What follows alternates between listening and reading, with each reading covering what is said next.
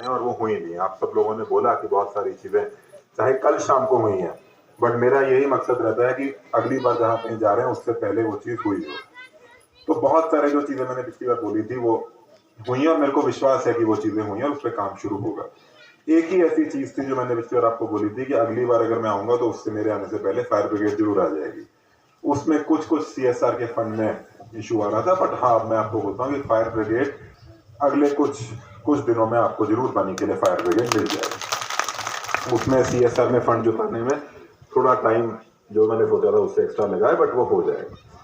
अब जो बाकी चीजें उस पर स्कूल के बारे में मैंने बोला, हॉस्पिटल पे भी बहुत चर्चा हुई है, उस पर हम करेंगे। बनी में आप सब लोगों ने बोला, जितने भी लोग यहाँ पे आए, कि बनी में काम हो रहा है और काम अच्छा काम हो रहा है, इसमें कोई डाउट नहीं।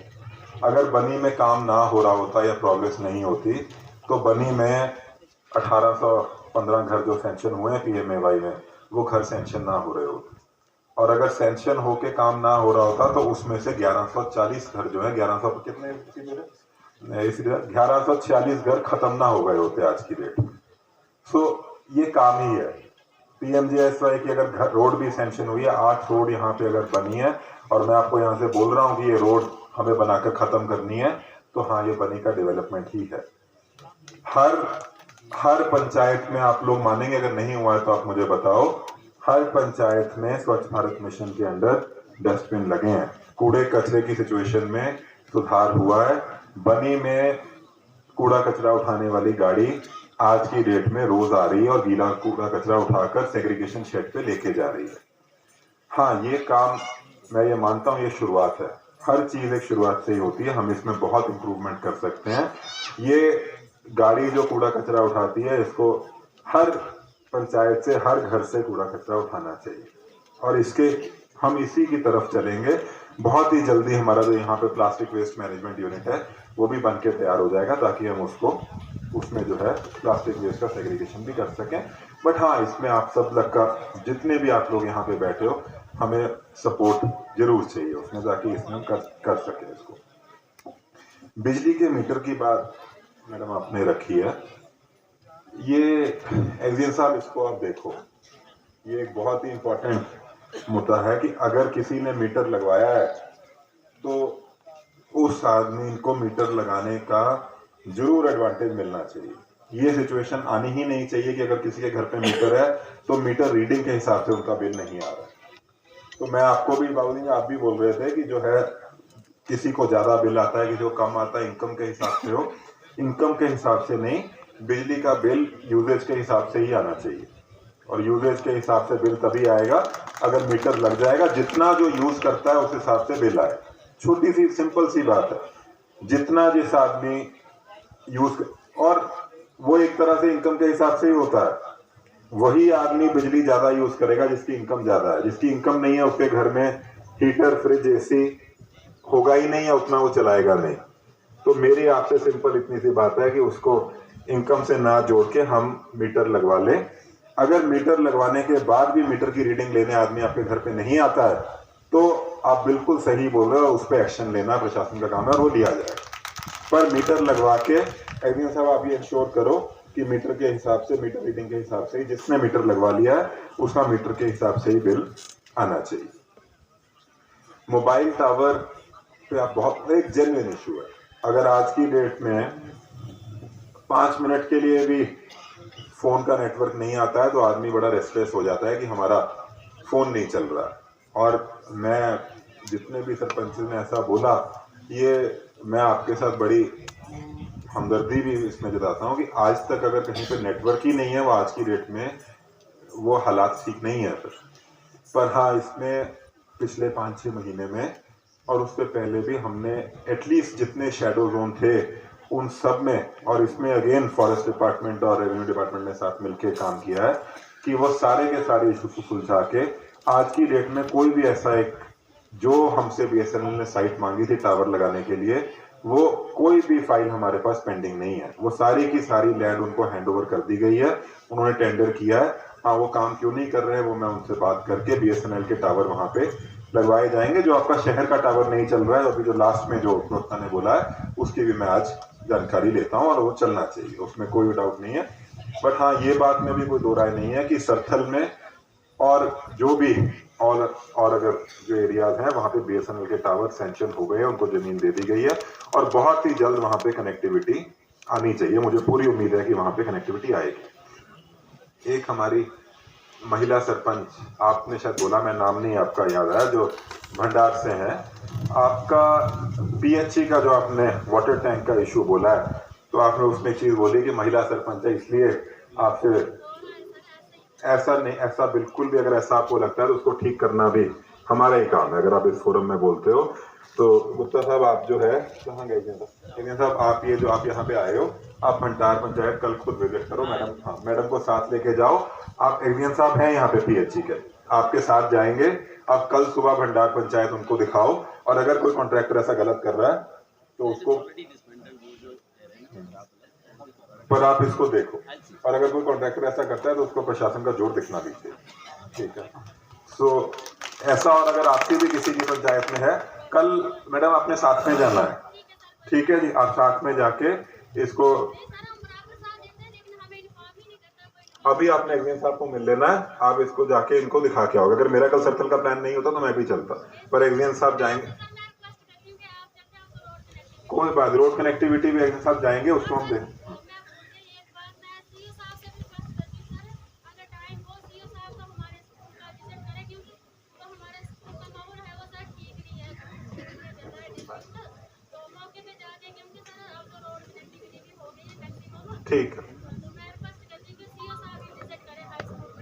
ठीक है, ठीक है। और केपेक्स बजट का बात मैं भूल गया कि किसने रखा था। केपेक्स बजट में जरूर मैं मानता हूँ कि जब स्नोफॉल हो जाती है उससे पहले काम शुरू होने चाहिए।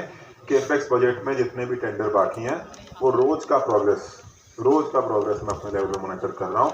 केपेक्स बजट में आपका इस साल का कोई काम पेंडिंग नहीं रहेगा, वो मैं आपको एश्योरेंस देता हूँ। हाँ, पर थोड़ी सी मदद, अभी यहाँ पे गवर्नमेंट कॉन्ट्रैक्टर भी थे, आप बोल रहे थे केपेक्स बजट, आपसे जब आप बोले हो केपेक्स बजट में जितने काम है उसमें टेंडर तो, कॉन्ट्रैक्टर तो टेंडर तो भरे ना।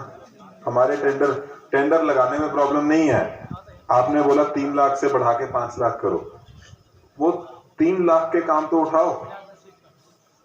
काम हम लोग टेंडर करें और काम में कोई टेंडर ही ना भरे उसका, वो भी सिचुएशन ठीक नहीं है। टेंडर भर रहे हैं, टेंडर देखो, ऐसा है कि कोई भी काम ऐसा नहीं है जो टेंडर के कारण, टेंडर ना लगने के कारण रुका है। काम इसलिए वर्क अलॉट नहीं हुआ है क्योंकि उसमें टेंडर में या पहली कॉल में उसमें 2 से 1 ही पार्टी आई, 3 पार्टियां नहीं आई, या अगली कॉल में आ गया और सीडीआर डिपॉजिट नहीं करा रहा है। ये सब आप मेरे पास एक दिन आए थे और आपको पता है, आपने खुद बोला 2 दिन के अंदर सारे कार्ड इशू हो गए थे। अब आप हमारी इतनी मदद करो कि जो काम के टेंडर लगा रहे हैं उस काम में, जो काम उसको करना जानता है काम, लोकल एम्प्लॉयमेंट भी तभी होगा, उसमें कॉम्पिटिटिव बिडिंग हो, लोग टेंडर भरें, हमें बड़ी खुशी होगी उसको काम देने में। क्वालिटी मॉनिटर जरूर करेंगे, क्वालिटी में कॉम्प्रोमाइज नहीं होगा, बट एटलीस्ट जो यहाँ के लोकल लोग हैं वो टेंडर भर के काम उठाएं। 3-3 लाख वाले ही काम है मोस्टली जो पेंडिंग है। अगले कुछ दिनों में अभी ये दोबारा जो है हर का रीटेंडर हो रहा है, आप थोड़ा इसमें एफर्ट करके ये सारे काम हम लोग अलॉट करना चाहते हैं।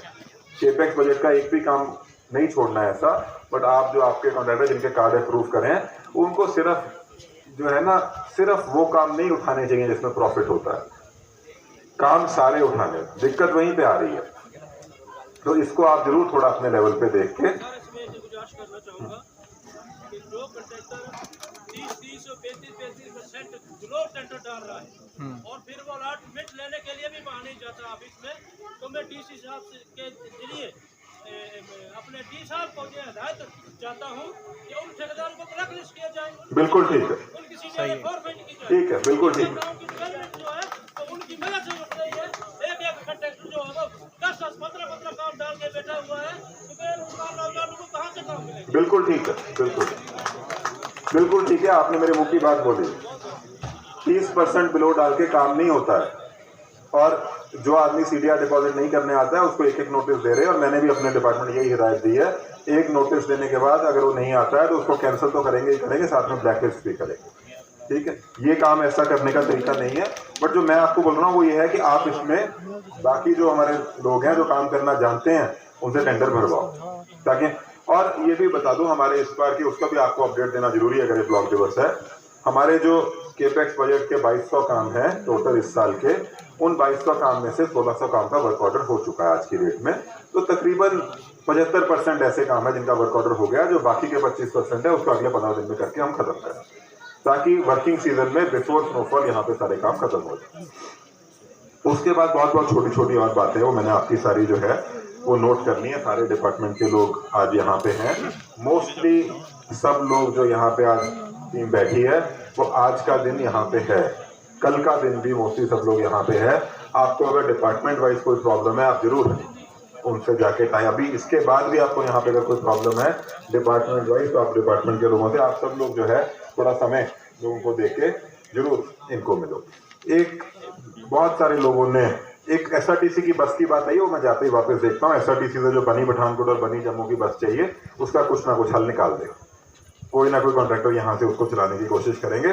राशन शॉप का इशू आप बहुत लोगों ने बोला है, वो मैंने ऑलरेडी बात करी है, उस पर अगर इंक्वायरी की जरूरत है अभी एक बार पूरा उसका संज्ञान लेके जो भी उसमें सही तरीका है उसको करा जाएगा। उसको राशन शॉप में आप निश्चिंत रहें कि उसका जो है काम आपने बोला है उसको हम लोग ठीक उसको करा देंगे। एक आप सभी लोगों ने यहाँ पे फॉरेस्ट डिपार्टमेंट की खासतौर से डीएफओ साहब की काफ़ी तारीफ करी। अगर मैं उनको उस बात में दोबारा उनको ना बोलूँ तो गलत होगा। डीएफओ साहब आपका अगर इतनी लोग तारीफ कर रहे हैं तो जरूर आप कुछ अच्छा कर रहे हो, आपको बहुत बहुत मुबारक हो। और पीएमएवाई में आपने जो बोला कि प्रैक्टिकली आपने काम करके कुछ सोल्यूशन निकाला है, तो ये मैं बाकी डिपार्टमेंट्स को भी मैं हर बार ये बोलता हूँ कि काम करने के लिए थोड़ा प्रैक्टिकलिटी अपने अंदर होनी, मैं सभी को ये बोलूँ कि बेसिक ऑब्जेक्टिव काम करने का है, लोग किसी का काम होना चाहिए।